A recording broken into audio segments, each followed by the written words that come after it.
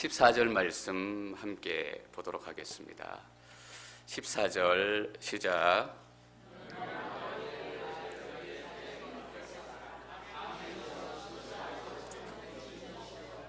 하나님의 창조의 근원이신 분이 이렇게 말씀하신다.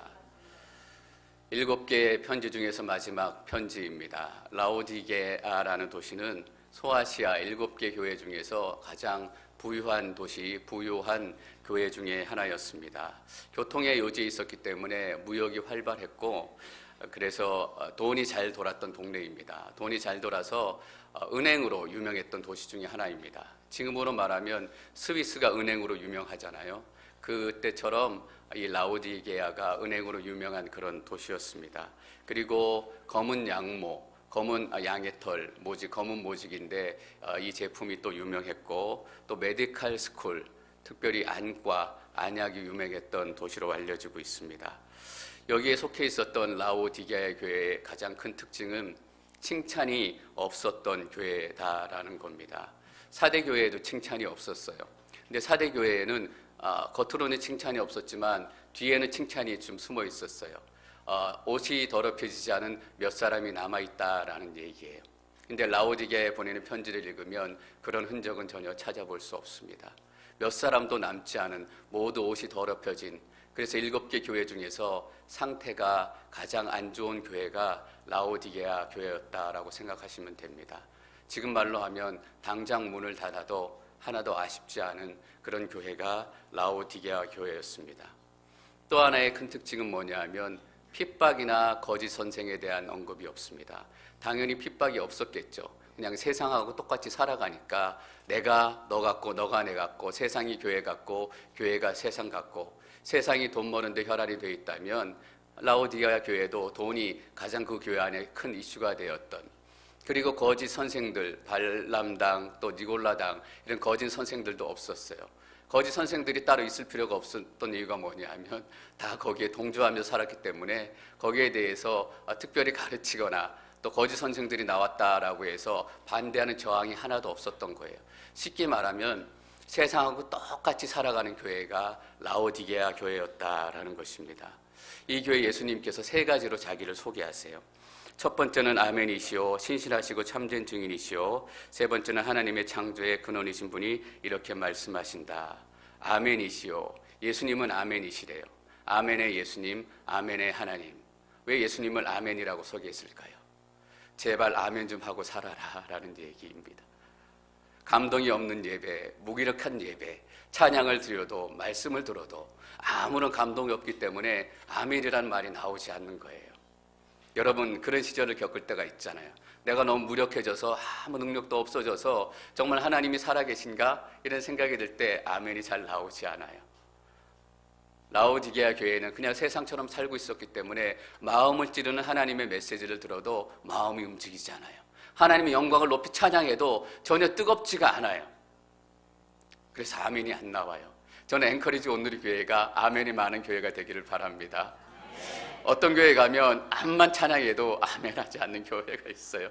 열심히 열정을 내 설교하는데 아멘 하시는 성도님들이 한 분도 없으면 찬양하시는 분들도 그렇고 또 말씀을 전하는 분들도 그렇고 썰렁하잖아요. 그럴 때 보이진 않지만 등에서 식은땀이 줄줄줄 흘러요.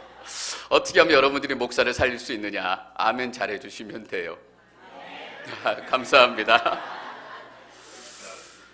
아멘을 잘해야 되기도 하지만, 입으로도 아멘 해야 되겠지만 삶으로 아멘을 한다는 게 더 중요해요. 입으로 아멘 하지만 삶으로는 아멘 하지 않아요. 아멘이란 말은 참되고 진실하고 언제나 정답은 예수님이십니다 라는 고백이에요. 입으로는 아멘 하지만 삶으로는 예수님이 정답이십니다 라는 고백이 없어요. 그냥 상인조합에 들어가서 그들처럼 흥청망청 술 먹고 페스티벌하고 우상에게 절하고 음란하게 살고, 입으로는 아멘 하지만 삶으로는 아멘이 없는 교회. 그래서 예수님께서 스스로를 아멘이라고 소개하세요. 아멘 좀 하고 살아라. 그리고 아멘은 잘 하는데 또 하나 중요한 점이 뭐냐면 아무 데나 아멘 하시는 분들이 계세요. 그 전에 어떤 목사님이 설교하시고 제가 이렇게 회중에 앉아 있는데, 그래서 어떤 사람한테 신나게 욕을 했습니다. 목사님이 이렇게 얘기를 하시니까 아멘 이런 분이 계시더라고요. 거기에는 아멘 하면 안 되고, 아멘은 언제 해야 되냐 하면 하나님의 말씀에만 아멘해야 되는 거예요. 하나님의 영광에만 아멘해야 되는 거예요. 여러분, 제가 아무 여러분의 사랑을 받고 있지만 저에게 아멘하시면 안 돼요. 제가 하나님의 말씀을 전하지 않고 하나님의 말씀대로 살아가지 않으면 저에게 아멘하시면 안 돼요. 우리가 아멘할 수 있는 유일한 대상은 하나님 예수 그리스도, 하나님의 말씀밖에 없어요. 제발 좀 아멘 좀 해라. 그리고 아멘 할 때 아멘 해라 라고 얘기하시는 거예요. 그리고 또 소개하시는데 이렇게 소개하십니다. 신실하고 참된 증인이시오. 아멘이란 말이 신실하고 참되다라는 말이잖아요. 근데 신실하고 참된이란 말을 또 써요. 라오디게아의 교인들은 거짓으로 살고 있다라는 거예요. 말하는 것과 기도하는 것과 실제 삶이 전혀 다르고 있기 때문에 진짜처럼 살아라. 진짜 예수 그리스도처럼 제자처럼 살아라.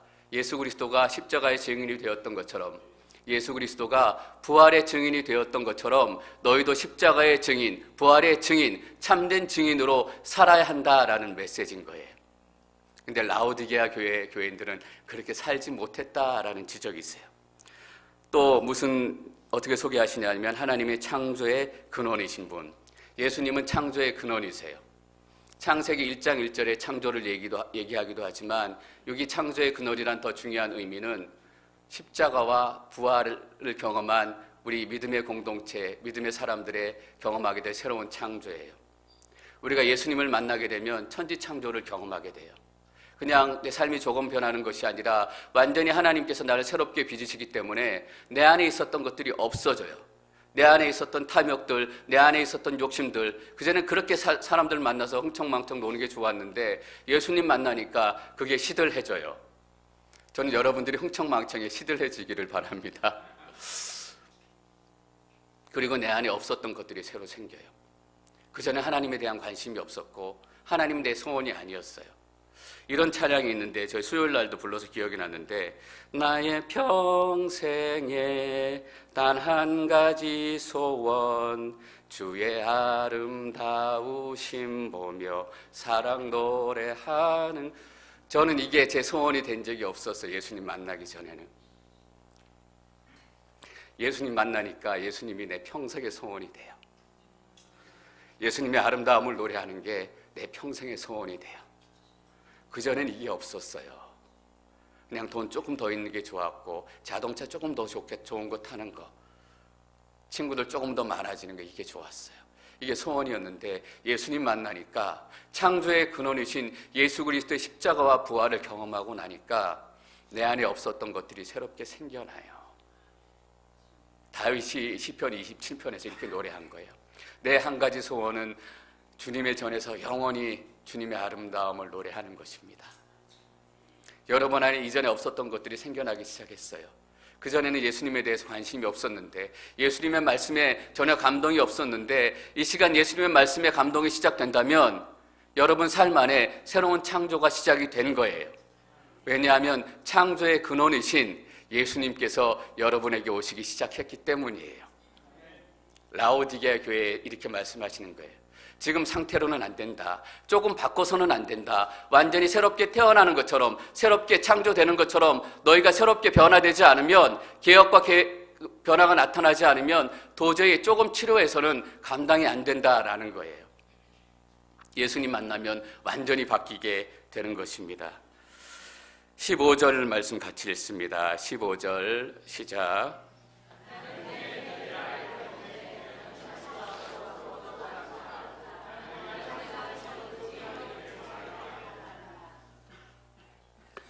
내 행위들을 알고 있는데 너는 차지도 않고 뜨겁지도 않다. 차다 뜨겁다는 믿든지 말든지 그렇게 하라는 얘기가 아니라 찬물이나 뜨거운 물이나 확실하잖아요. 차갑다 뜨겁다. 확실하게 예수님 믿어야 한다는 거예요. 예수님 믿으려면 확실히 믿고, 예배 드리려면 확실히 예배자처럼 살아야 한다는 거예요. 미지근한 물처럼 대충 살아가는 것이 아니라, 차가운 물은 얼마나 신선해요. 차가운 물을 마시면 시원하다, 생명이 살아나는 것 같잖아요. 뜨거운 물, 몸 지짐을 얼마나 좋아요. 허리가 쭉 내려가잖아요. 그렇게 확실하게 믿음 생활을 하라는 거예요. 여기 계신 많은 남자분이 계신데 우리 남자들이 하는 말이 이거잖아요. 남자가 한번 한다 그러면 해야지. 칼 뽑았으면 무라도 썰어야지. 근데 신앙생활은 왜 그렇게 안 하시는지 모르겠어요. 한번 한다면 해야 되는 성질을 가진 남자분들이 왜 이렇게 아내 손에 이끌려서 억지로 오시는 남자분들이 많은지 모르겠어요. 저는 여기 계신 모든 남자분들 예수 그리스도의 이름으로 축복합니다. 한번 한다면 하는 신앙생활을 시작하시기를 축원합니다. 기도하면 한다, 예배드리면 드린다, 하나님의 영광을 찬양하면 찬양한다. 뜨겁든지 차든지 누가 봐도 저 사람은 예수 믿는 사람이야, 누가 봐도 저 사람은 하나님을 예배하는 예배자야. 저는 목사가 된 게 너무 좋아요. 그런 면에서도 중간에 서 있을 필요가 없는 거예요. 목사이기 때문에 확실하게 예배드리고 확실하게 기도하고 도망가지 않아도 돼요. 여러분, 기도하는 게 창피하신 분이 계시다면 목사가 돼보시면 어떻겠어요? 확실하게 뜨겁든지 차든지. 라오디게아 교회는 물이 귀한 도시였어요. 자체에서 먹을 만한 물이 없었고 또 좋은 물이 없었기 때문에 근처에서 시원한 물을 끌어다 쓰거나 아니면 뜨거운 물을 끌어다 써요. 근데 뜨거운 물을 끌어다 오면 미지근해지고 시원한 물을 끌어오면 중간에 또 미지근해져서 먹기에도 애매하고 또 등을 지지기에도 애매한 물이 된 거예요. 여러분, 이렇게 미지근한 그 하수도에 흐르는 물 이렇게 보신 적 있으세요? 냄새나고 썩고 보기도 싫잖아요. 정말 쓸데없는, 쓸모없는 물이 되는 거예요. 차지도 않고 뜨겁지도 않다, 쓸모없는 물이 되었다라는 것은 라오디게아 교회가 쓸모없는 교회가 됐다라는 의미입니다. 예배의 능력도 없고 복음의 능력도 없고 아무런 헌신도 없고 뭐만 남았냐면 사람들의 욕심만 남은 거예요. 여러분, 교회에서 복음이 떠나고 예수님이 떠나고 헌신이 떠나면 얼마나 취해지는지 아세요? 저희가 TV에서 정치인들이 국회 이렇게 의사당이나 막 하면서 싸우잖아요. 주먹질하고 보면서 우리가 참 한심하다, 한심해. 여러분, 교회에서 예수님이 떠나고 헌신이 떠나고 예배가 떠났을 때 교회 안에서 싸우는 싸움 여러분들 얘기 들어보시고 경험해 보셨어요? 정치인들의 싸움은 싸움도 아니에요. 이민교회 경험해 봤어? 무슨 의미예요? 그런 싸움 경험해 봤어? 라는 의미예요. 교통사고 나면 합의라도 있잖아요. 예수님이 떠난 교회에서 싸움을 시작하면 절대 합의가 없어요. 제가 얼바인에 있을 때 노스캘리포니아에서 내려오신 분의 이야기를 들었어요. 예수님이 떠나고 예배 열정이 떠나고 헌신이 떠난 그 교회의 싸움이 시작되니까 합의가 안 되고 타협이 안 되고 끝까지 싸우게 되고, 그래서 그분이 마지막으로 저에게 고백하신 말씀이 이거예요. 목사님, 그래서 제가 그 교회의 문에 열쇠를 잠그고 온 마지막 사람이에요.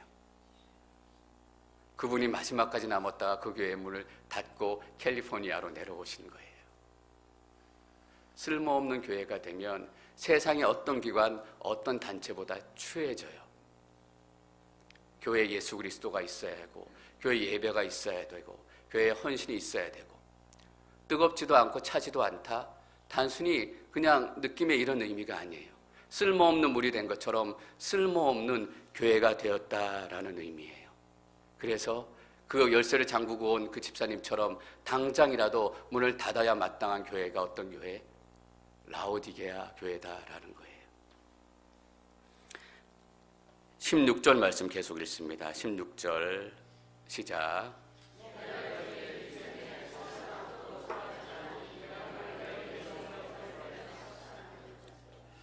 그래요. 그 미지근한 하수도 물을 입에 물고 있다라고 생각해 보세요. 당장이라도 뱉어내고 싶잖아요. 당장이라도 이 교회 문을 닫아야 한다. 당장이라도 모든 교인들이 다 떠나야 한다. 더 큰 문제는 17절에 있습니다. 17절 같이 읽습니다. 17절 시작.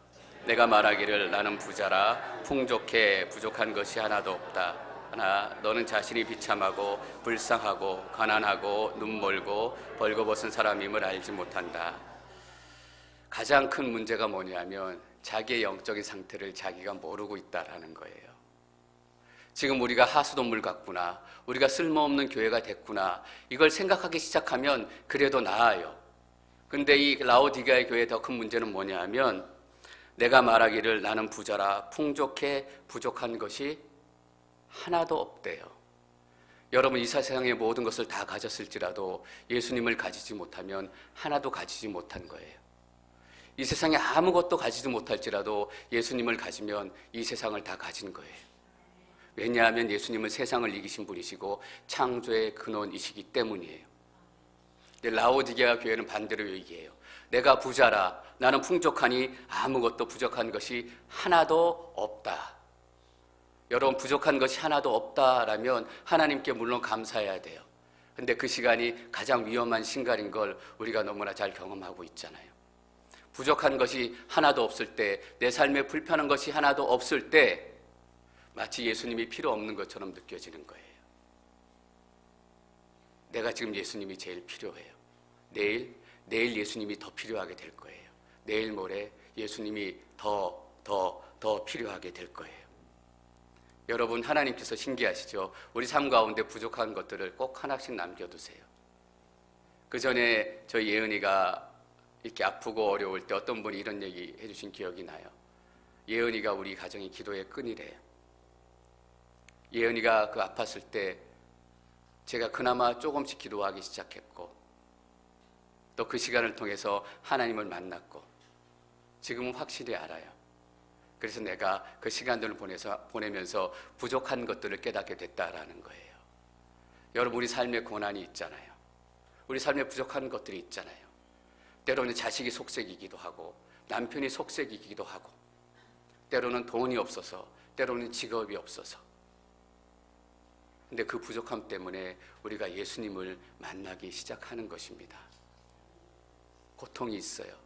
고통의 모든 이유를 분명히 다 설명할 수 없어요. 하나님, 내가 내 삶에 왜 이런 어려움이 있어서 이렇게 힘든 일을 경험해야 됩니까? 내가 저 사람보다 분명히 괜찮게 사는 것 같은데 지지로 복도 없지. 왜 그런 고난을 경험해야 되는지 다 설명할 수 없어요, 분명히. 그러나 분명한 것은 우리의 믿음의 사람들은 그 고난을 지나면서 하나님을 만나고 예수 그리스도를 만나게 된다라는 거예요. 하나님, 내 힘으로는 이겨낼 수 없고 내 힘으로는 다 채울 수 없기에 나의 부족함을 예수 그리스도로 채우기를 원합니다. 사역하면서 늘 부족한 게 있어요. 사람이 부족하고 섬길 사람이 부족하고 함께 기도할 동역자가 부족하고, 그 부족함 때문에 제가 하나님 앞에 또 나가는 거잖아요. 하나님, 함께 섬길 사람 보내주세요. 함께 기도할 사람 보내주세요. 잘 훈련된 사람이 필요해요. 사역에 부족한 것들이 있기 때문에 제가 하나님 앞에 매달리고 헌신하고 또 기도하는 거잖아요.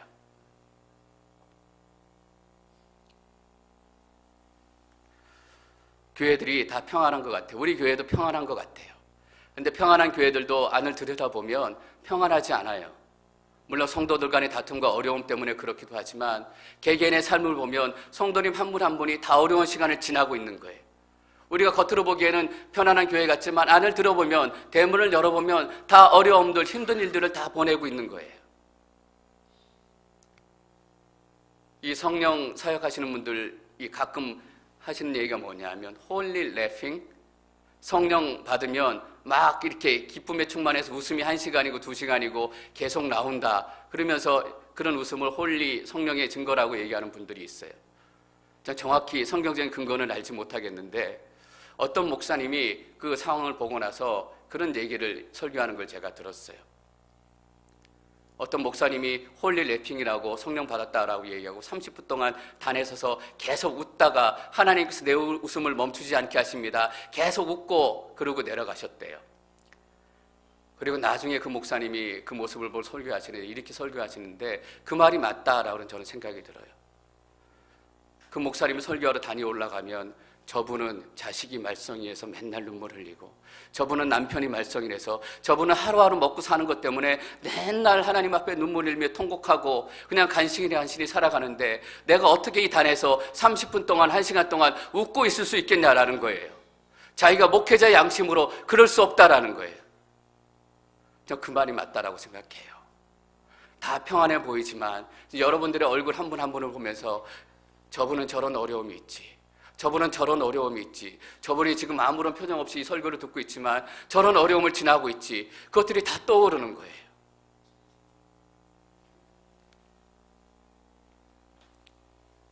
근데 라오디게아 교회의 문제는 뭐냐 하면 부족한 것이 하나도 없다라고 생각한 거예요.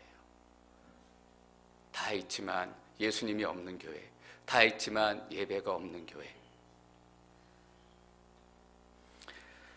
18절 읽습니다. 18절 시작.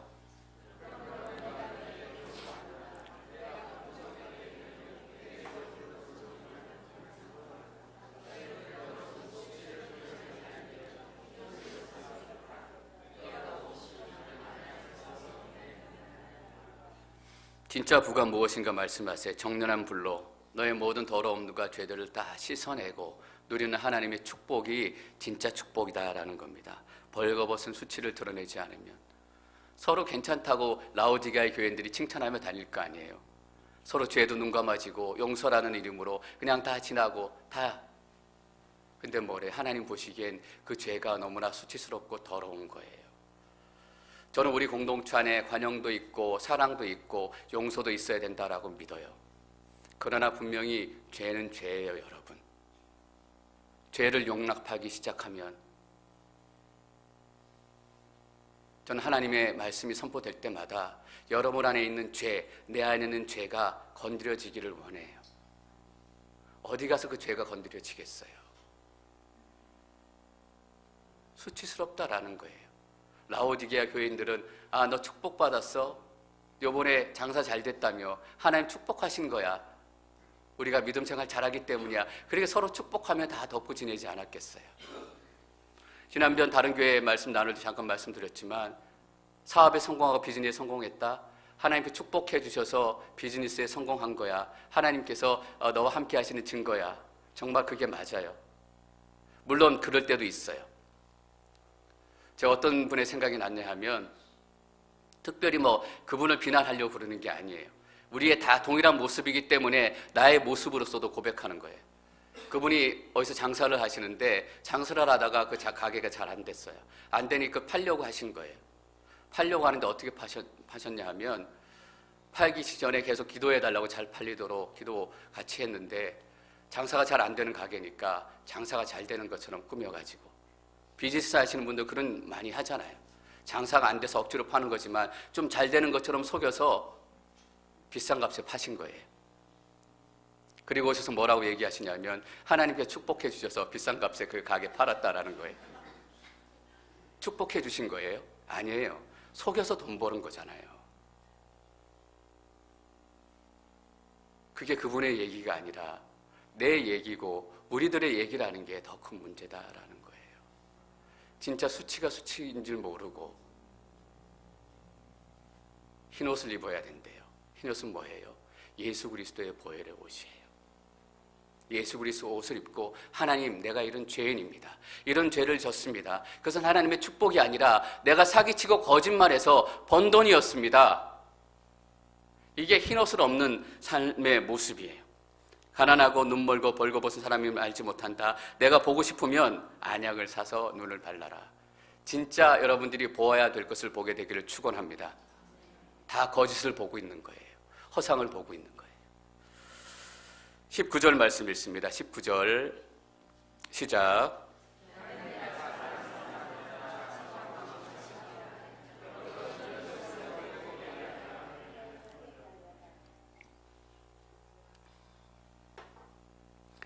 자, 19절 말씀 여러분 잘 보십시오. 나는 내가 사랑하는 사람들마다 책망하고 징계한다.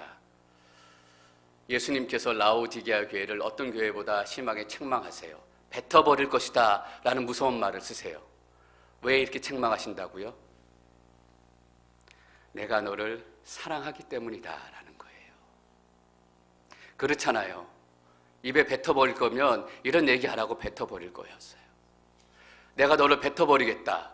좀 과장돼서 얘기하면 내가 뱉어버리겠다라고 얘기하지만 너 겁주기 위해서 그런 거다. 진짜로는 내가 너를 사랑하기 때문에 너가 나에게 돌아오기를 원한다.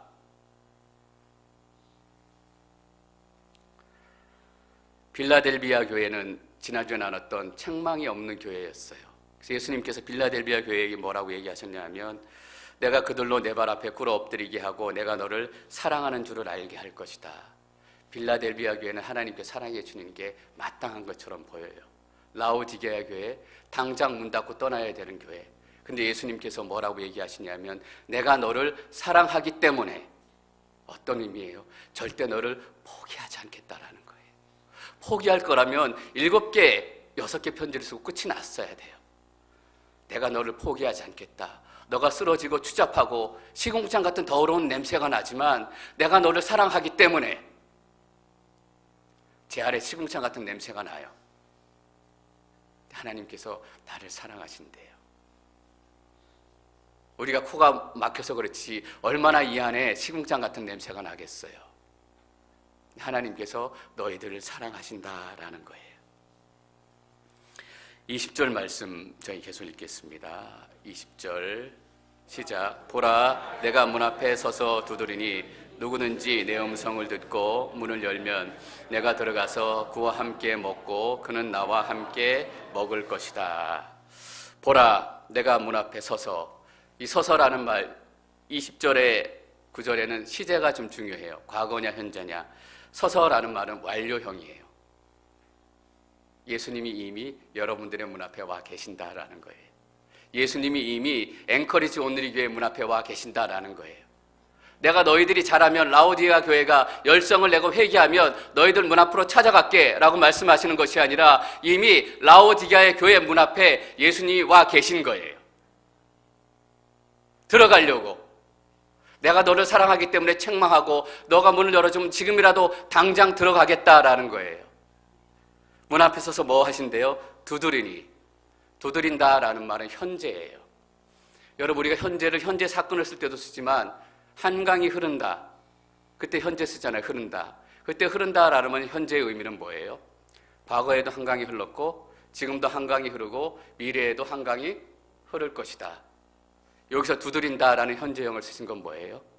이미 오셔서 이전부터 두드리고 계셨고 지금도 두드리시고 앞으로도 두드리신다라는 거예요.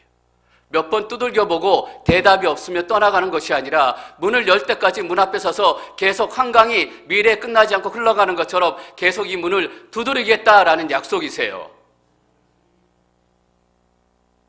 여러분, 전화하기 싫은 분들한테 전화해야 될 때가 있잖아요.